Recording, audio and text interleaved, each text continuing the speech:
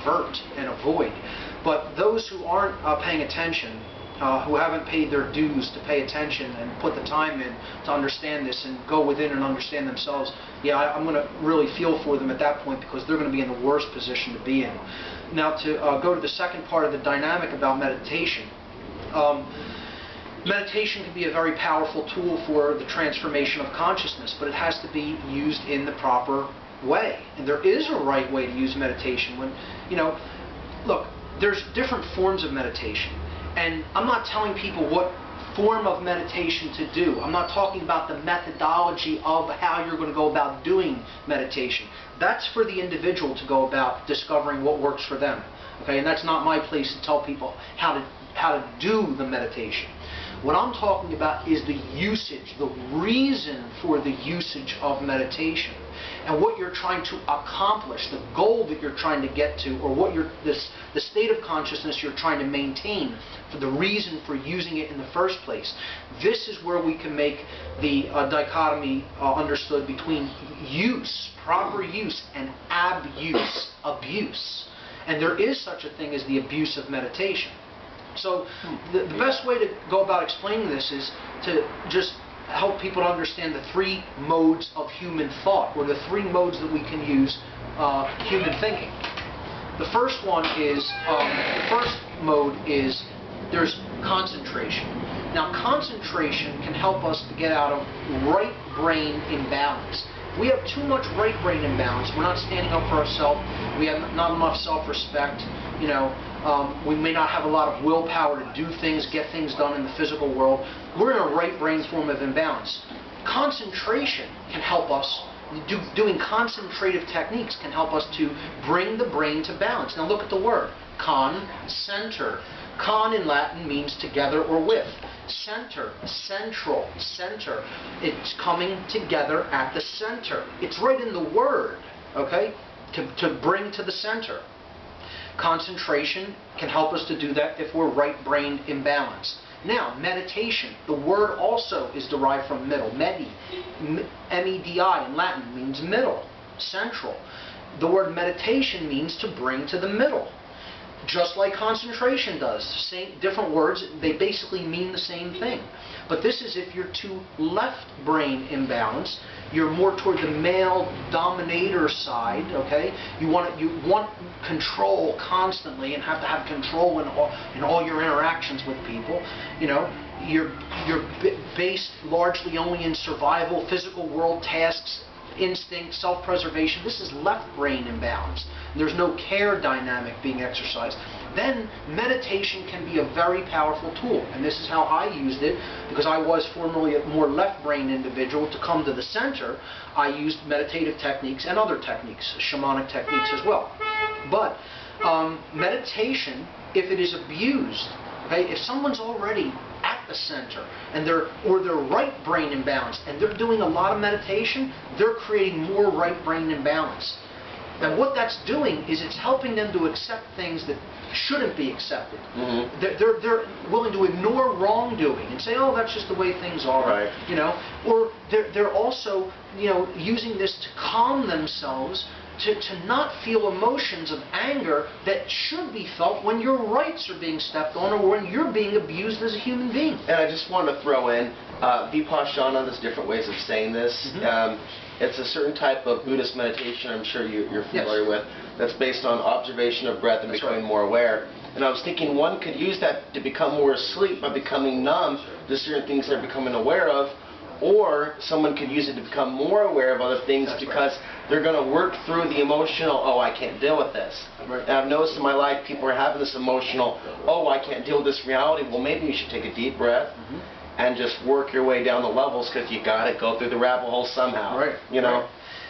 It's that idea that I don't want to pay attention to the negative because it makes me personally feel bad. Well, who's to say you're not supposed to feel bad when injustice is taking place in the world? That's the proper use of anger. That's the proper use of, the emotions that make you feel bad. They're not there for no reason. Emotions that make you feel bad are there for a reason. So you'll get up off your ass and do something to correct the injustice. Perhaps the reason why we're not happy all of the time, 24/7. Got to have that yin-yang. And that's something the New Age wants to teach people.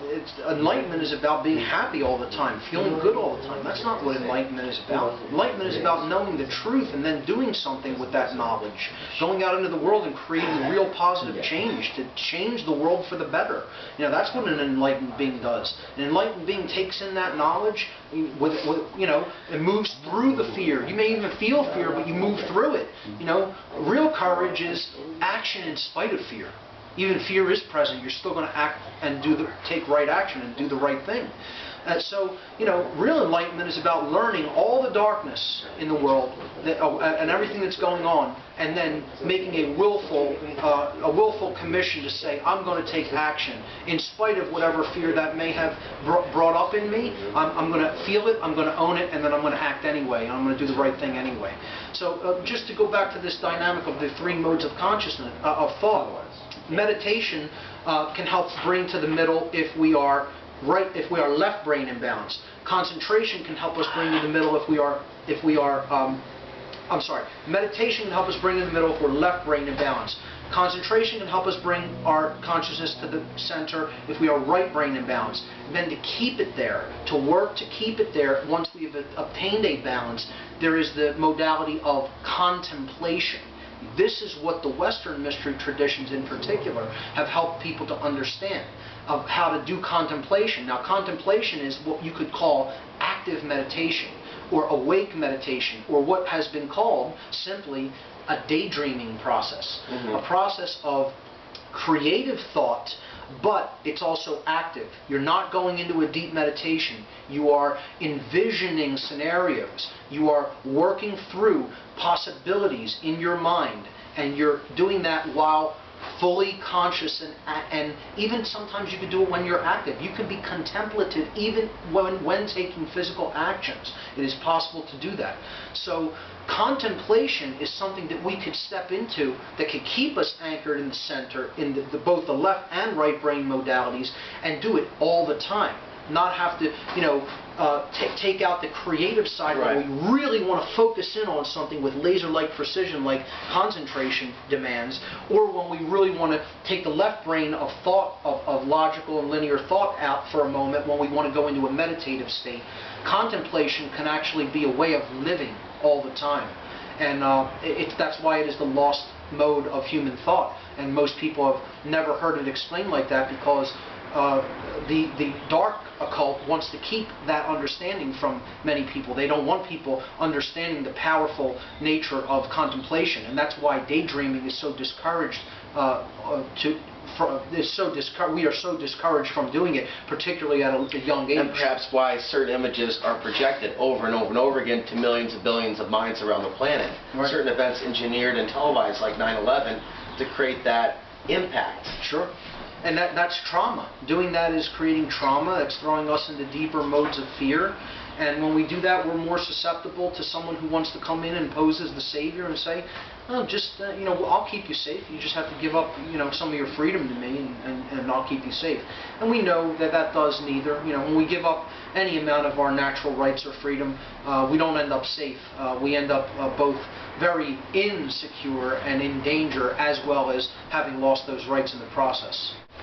One of the things that I also noticed a lot of speakers bringing up in their lectures is this potential we have to collectively manifest and apply our intent to something specific, which was interesting because as I was working on my presentation, I was thinking, the idea really needs to be introduced that if the elite, the dark occultists, are staging certain events during the solar cycles or solar flares, then what about we applying our minds strategically at moments where our ability to manifest is the strongest?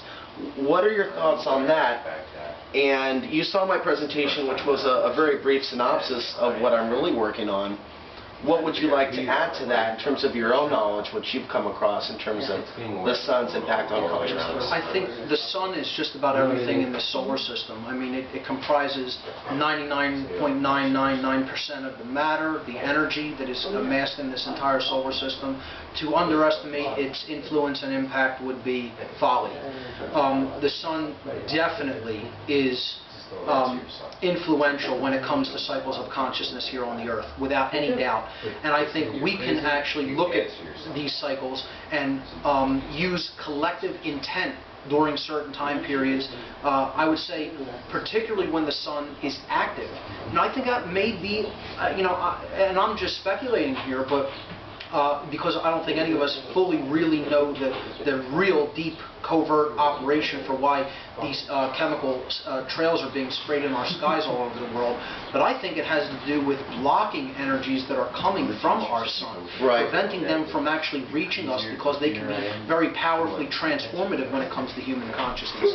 So I think particularly when we have an active cycle with the sun, that's a time to really come forward and get together and use collective intent to put things forward, but then follow it up with action. So I think it's definitely an idea to pursue. I think your presentation really resonated with me in the same way that Ross Ben's presentation resonated with me.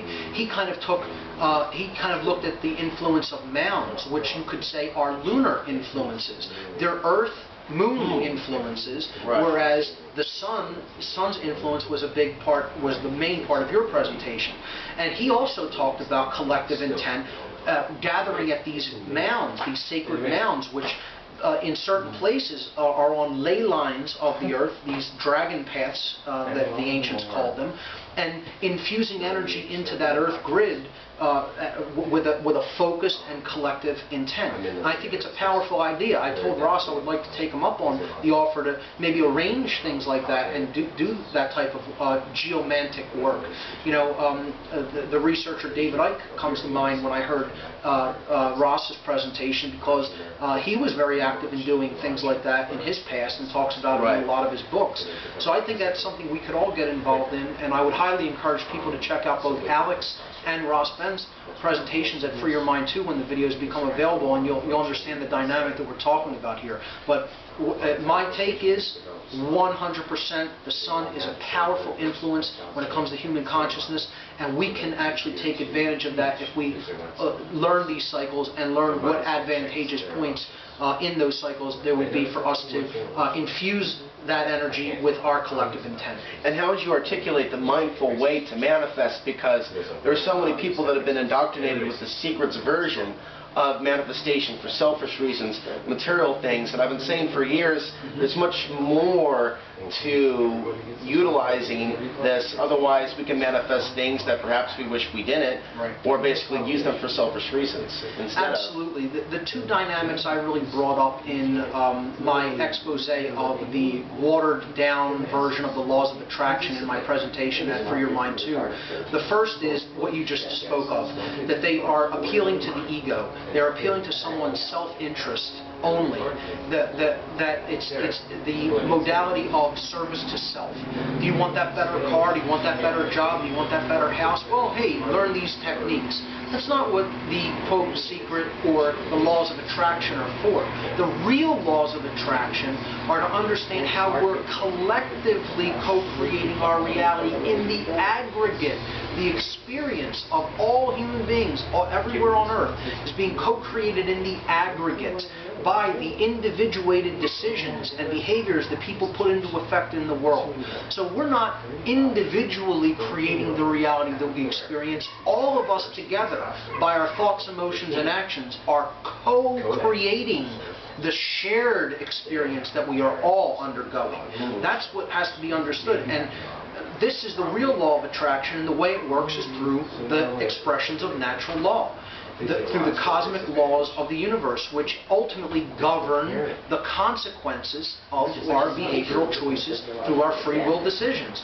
We have free will, but we don't have free will without consequence. We have free will, we make a choice, we act upon that choice, and that results in a behavior, and then that behavior affects the field of energy that we all live in. And then in the aggregate, everybody's collective behavior affects the aggregate field of energy, and we're living in a particular experience.